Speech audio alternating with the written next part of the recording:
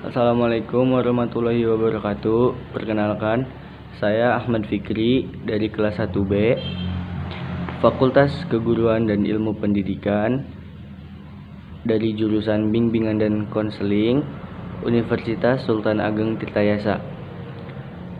Pada pembuatan video ini, saya akan mengulas materi yang telah diberikan pada latihan kepemimpinan 1. Pertama yaitu materi tentang IMABKIN. Apa itu IMABKIN? IMABKIN adalah kepanjangan dari Ikatan Mahasiswa Bimbingan dan Konseling Indonesia. Adalah suatu organisasi mahasiswa bimbingan dan konseling satu-satunya di Indonesia yang sudah terdaftar secara resmi di Didikti. Terbentuk melalui Kongres 1 IMABKIN pada bulan 9 Desember 2007 di Jakarta. Lalu, ada fungsi dari IMABKIN. Yang pertama, sebagai wadah aspirasi perjuangan mahasiswa bimbingan dan konseling. Yang kedua, sebagai forum silaturahmi mahasiswa bimbingan dan konseling se-Indonesia. Tujuan dari IMABKIN yaitu mewujudkan komunikasi dan koordinasi antar mahasiswa bimbingan dan konseling se-Indonesia. Yang kedua, menumbuhkan eksistensi Ikatan Mahasiswa Bimbingan dan Konseling Indonesia sebagai lembaga aspiratif, dinamis, dan proaktif. Yang terakhir, mengambil peranan dalam upaya mensukseskan pembangunan nasional, khususnya bidang profesi bimbingan dan konseling. Lalu, apa sih syaratnya menjadi anggota IMABKIN? Syaratnya cukup mudah. Syarat menjadi anggota IMABKIN yaitu secara administratif masih terdaftar sebagai mahasiswa aktif bimbingan dan konseling Indonesia di perguruan tinggi yang ada di Indonesia. Adapun hak anggota yaitu setiap anggota mempunyai hak suara, hak bicara, dan hak pilih sesuai dengan tata peraturan organisasi yang berlaku. Lalu, IMABKIN juga memiliki kewajiban bagi setiap anggotanya, yaitu yang pertama, mematuhi dan melaksanakan ketetapan dan keputusan yang tercantum dalam AD_ART. Yang kedua, berpartisipasi aktif dalam setiap program Ikatan Mahasiswa Bimbingan dan Konseling Indonesia. Yang ketiga, memperjuangkan dan menjaga nama baik organisasi dan tidak menyalahgunakan organisasi sebagai alat untuk mencapai tujuan tertentu di luar kepentingan organisasi. Adapun syarat kehilangan keanggotaannya yaitu yang pertama, jika seorang tersebut sudah menyelesaikan studinya, dan yang kedua, apabila mahasiswa tersebut meninggal dunia. Materi yang kedua yaitu tentang public speaking. Public speaking dahulu dikenal dengan sebutan retorika dari bahasa Yunani. Public speaking adalah bentuk komunikasi secara lisan di hadapan banyak orang untuk menyampaikan suatu informasi atau pesan. Tujuan utama dari public speaking yaitu untuk memberikan informasi dan mempengaruhi audiens. Komponen public speaking yaitu pertama, pembicara atau pelaku public speaking. Yang kedua, pendengar atau audiens. Yang ketiga, pesan atau informasi. Yang keempat, channel atau saluran komunikasi. Yang kelima, stimulus atau pendorong. Yang keenam, konteks. Yang ketujuh, dampak. Yang kedelapan, feedback. Yang kesembilan, ada gangguan. Yang kesepuluh yaitu komunikasi antar anggota. Jenis-jenis informasi pada public speaking. Yang pertama, informatif, yaitu pemberian informasi kepada audiens.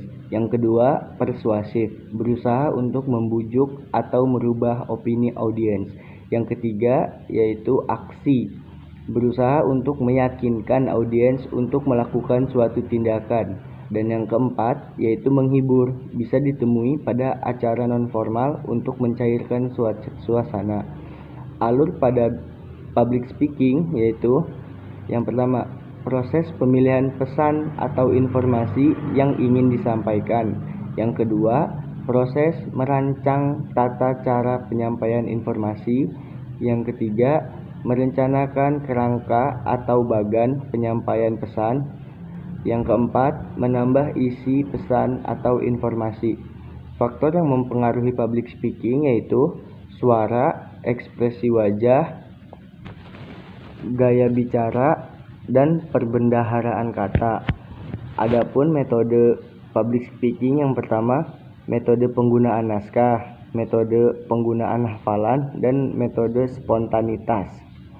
Kesalahan yang sering dilakukan oleh public speaker yaitu yang pertama, gagap atau mengulang kata, berbicara dengan cepat, berbicara terlalu pelan, suara serak, suara melemah pada akhir sesi, memberikan pernyataan sebagai pertanyaan, berbicara dengan suara monoton. Contoh public speaker yang ada di Indonesia yaitu Najwa Shihab, Bintang Emon, dan lain-lain. Tips percaya diri dalam public speaking. Yang pertama, bicaralah untuk memberikan informasi kepada orang lain.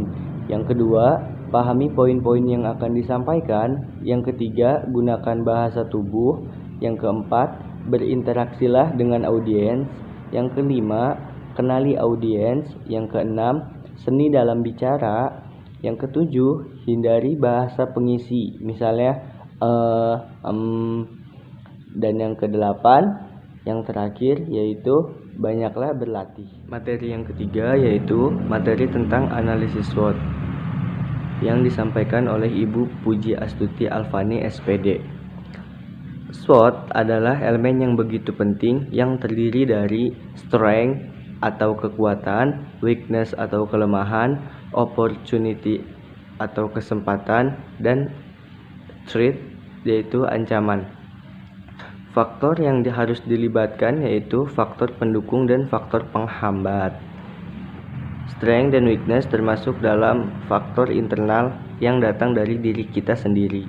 Sedangkan opportunity dan threat termasuk dalam faktor eksternal yang datangnya dari luar diri kita sendiri. Strength adalah kekuatan dalam diri. Weakness adalah kelemahan dalam diri. Opportunity atau peluang adalah ketika kita memiliki kekuatan, sedangkan threat atau ancaman adalah saat kita memiliki kelemahan, maka itu adalah sebuah ancaman. Dalam organisasi, kekuatan yang ada di dalam sebuah organisasi bisa dilihat dari sumber daya manusianya, kapasitas tupoksi, keunggulan, dan loyalitas. Sedangkan kelemahannya bisa dilihat dari buruknya birokrasi, rangkap jabatan, keterbatasan, dan tidak tertib. Peluangnya dilihat dari situasi mendukung, terbuka atau terpercaya, dan jaminan akademik. Adapun ancamannya bisa dilihat, misalkan organisasi bukan prioritas, keadaan tempat tidak terpercaya dan tidak mendukung. Analisis SWOT juga sangat begitu bagus untuk melihat karakter seseorang. Misalnya, kita bisa melihat apakah jiwa kita memiliki jiwa kepemimpinan atau untuk melihat potensi tertentu yang ada dalam diri. Tujuan SWOT adalah agar elemen positif dapat dimaksimalkan, kekuatan dapat dimaksimalkan, kelemahan dapat diminimalkan atau dihilangkan, dan ancaman dapat direduksi. Adapun manfaat melakukan SWOT yaitu kita menjadi lebih memahami kekuatan dalam diri, melihat jeli peluang yang ada dalam diri sendiri atau organisasi, melihat kelemahan diri sendiri atau organisasi, dan kita mengetahui ancaman apa yang akan datang dan bisa diminimalisir. Analisis SWOT penting bagi mahasiswa karena analisis ini yang mengantarkan pada kesuksesan. Semakin kenal diri, maka kesuksesan semakin menghampiri. Nah, materi selanjutnya yaitu materi keempat tentang manajemen aksi. Sebelum membahas tentang manajemen aksi, secara sederhana, fungsi esensial pendidikan yaitu yang pertama membentuk metode berpikir, yang kedua menjadi transmisi nilai, yang ketiga mengembangkan jejaring sosial. Kenapa aksi dilakukan oleh mahasiswa? Karena yang pertama, mahasiswa sebagai agent of change, Yang kedua, sebagai agent of control. Yang ketiga, iron stuck. Yang keempat, spesial dalam struktur sosial. Lalu, secara sederhana, karena mahasiswa merupakan agen perubahan yang berintelektual. Aksi dilakukan karena adanya sebuah masalah. Apa itu masalah? Masalah adalah ketidaksesuaian antara harapan dan realita. Dalam menyampaikan pendapat, tentunya terdapat dasar-dasar hukum tentang kebebasan menyampaikan pendapat. Nah, sekarang apa pengertian dari manajemen aksi? Manajemen aksi adalah sebuah sistem pengaturan demonstrasi atau aksi massa untuk mengatur aksi agar terkoordinir dan sesuai dengan rencana dan target, sehingga masalah yang muncul dan berkembang diharapkan lahir dari sebuah perubahan sosial. Ada pula esensi aksi. Yang pertama, sebagai bentuk komunikasi. Saat jalur komunikasi yang ada dengan pemerintah tidak dapat terjalin. Yang kedua, sebagai bentuk teguran dan peringatan. Saat pemerintah sudah melenceng atau tidak mendengarkan aspirasi rakyatnya. Yang ketiga, sebagai bentuk ekspresi kekecewaan antara rakyat kepada pemerintah. Nah, dalam aksi ini terdapat tahapan-tahapan aksi. Yang pertama, tahapan praaksi. Hal yang harus disiapkan yaitu konsolidasi, kajian dan audiensi, melakukan teknis lapangan, mengajukan pemberitahuan aksi, menetapkan isu dan tuntutan, membuat perangkat aksi, membuat agenda aksi, menentukan masa aksi, menentukan titik kumpul, dan mempersiapkan peralatan aksi. Menetapkan perangkat dan peralatan aksi. Perangkat aksi terdiri dari koordinator lapangan atau korlap, dinamisasi lapangan atau dinlap, orator, humas dan media, dokumentasi, negosiator, logistik, dan medis dan keamanan. Nah, peralatannya biasanya bendera, alma mater atau PDH, spanduk, pengeras suara atau toa, dan mobil sound. Nah, menjalankan agenda aksi. Pada hari H, segala tindakan masa aksi disetting sesuai dengan persiapan yang telah dilakukan pada saat teknis lapangan. Semua perangkat aksi bekerja sesuai dengan tugasnya yang telah ditentukan sebelumnya.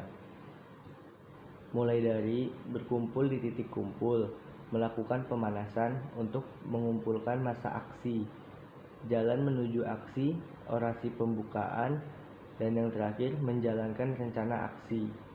Nah, lalu setelah itu ada tahapan pasca aksi. Hal yang harus dilakukan pasca aksi untuk memastikan bahwa tujuan dari aksi dapat tercapai dengan baik.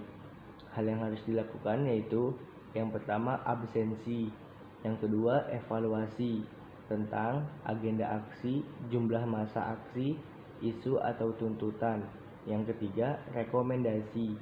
Yang keempat menjaga eskalasi aksi tetap naik atau membangun awareness dan interest publik. Materi selanjutnya yaitu materi tentang kepemimpinan atau leadership.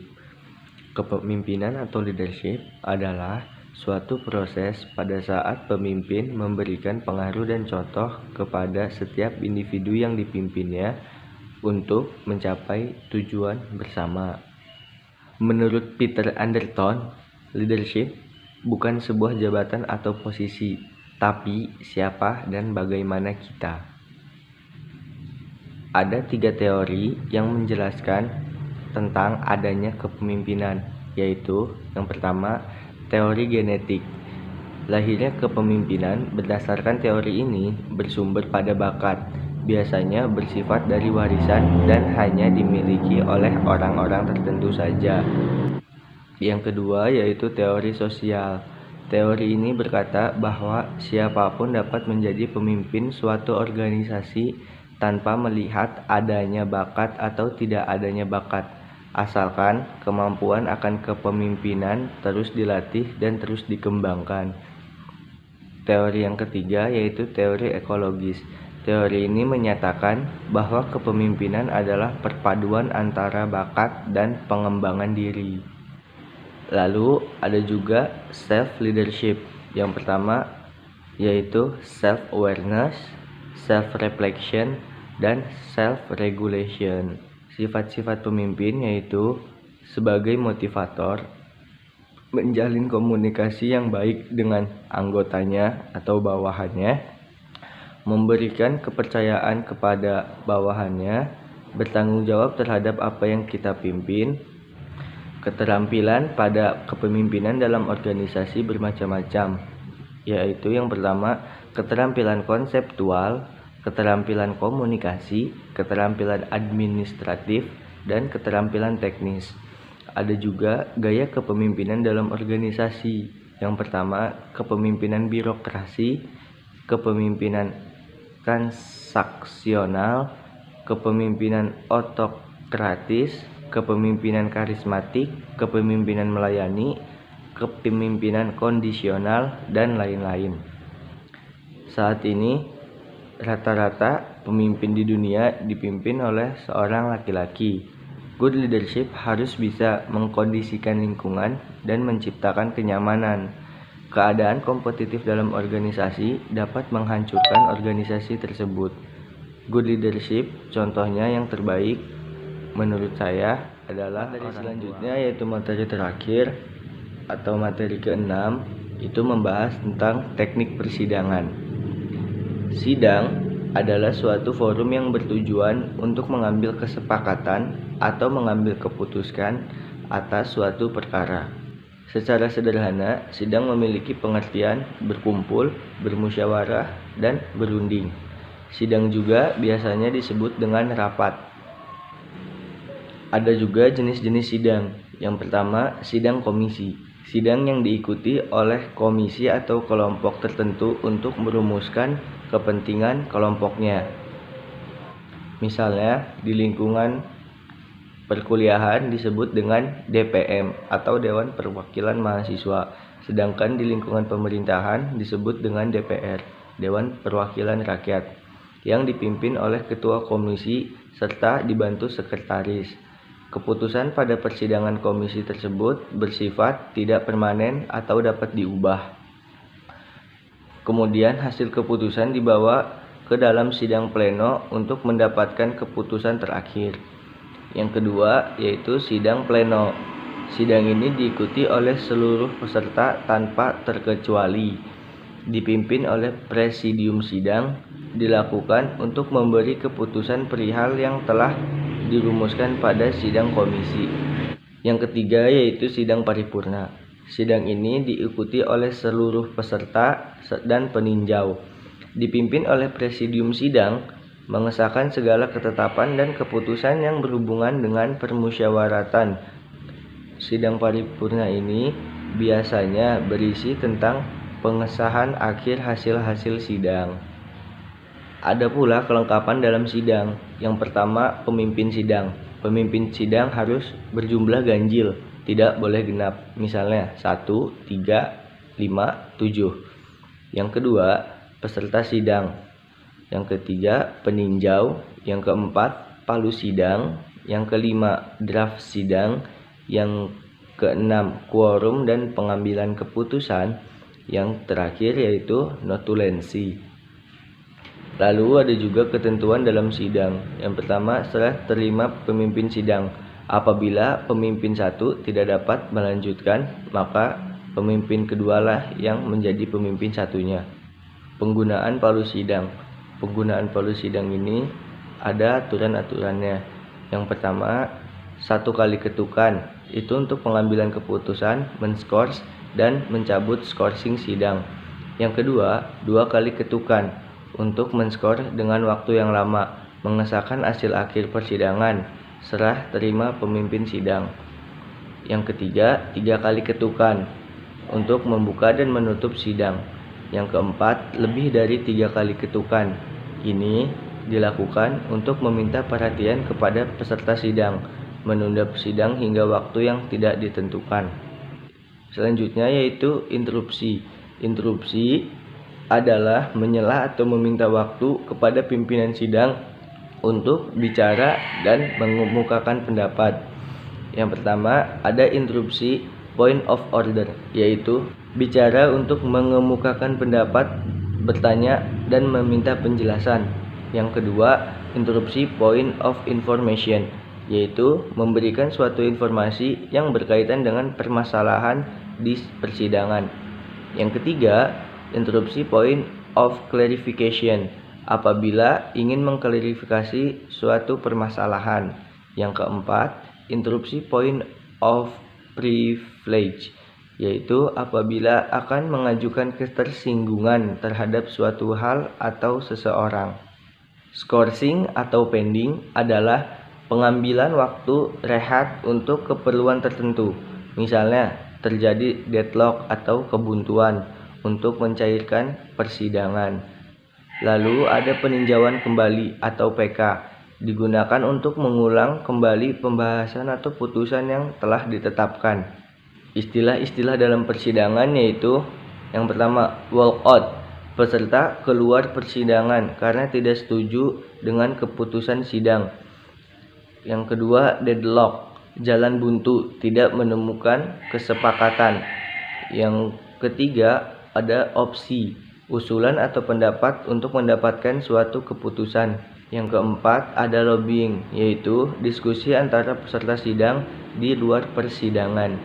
Yang terakhir yaitu voting, berdasarkan suara terbanyak ketika tidak mencapai mufakat.